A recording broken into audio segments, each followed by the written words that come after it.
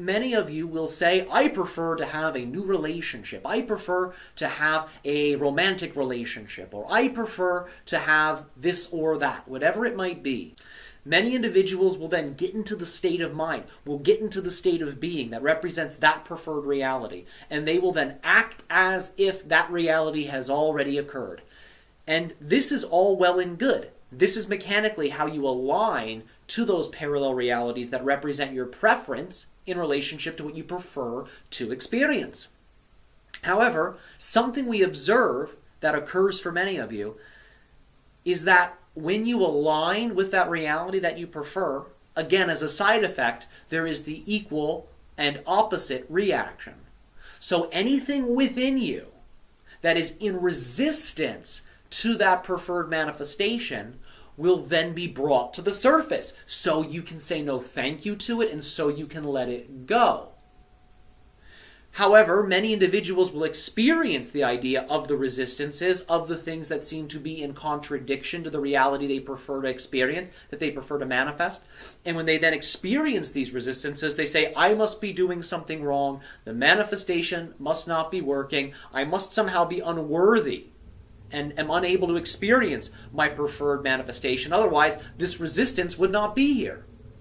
And in the moment when someone says those things and chooses those energies, they, in and of a sense, nullify the energy state that represents the preferred reality. They reduce it. They bring it back to zero. And that then creates a prolonging effect in relationship to the manifestation process, because they have invalidated their manifested state through judging the resistance that they observe as something that is wrong, something that shouldn't be there. So when you are manifesting a certain reality, be it financial, be it romantic, be it material, be it spiritual, remember, when you embody that energy state that represents the preferred reality, as a side effect, it will bring to the surface any resistances that you have to that reality. Ultimately, this is done out of service to you, so you can let those energies go, thus fully allowing the preferred reality to appear before you, so you can experience it. Recognize that those preferred realities are doing everything they can to get to you. It's just the resistances that keep them invisible to your perception. But when you let go of the resistances through saying no thank you to them and responding to them in a positive way, you then allow for those positive realities, those preferred realities, to become more perceivable to you.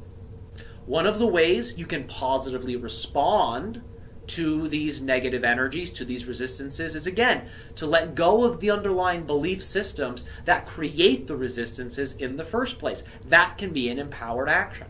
And all you have to do when you experience a resistance, when you experience negativity, is to ask yourself from the positive state of mind, from an open, neutral state of mind, what must I believe to be true in order to be experiencing this phenomenon in a negative way?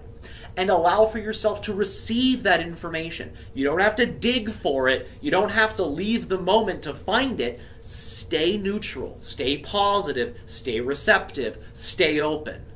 And allow for your imagination to deliver to you that belief system, that idea.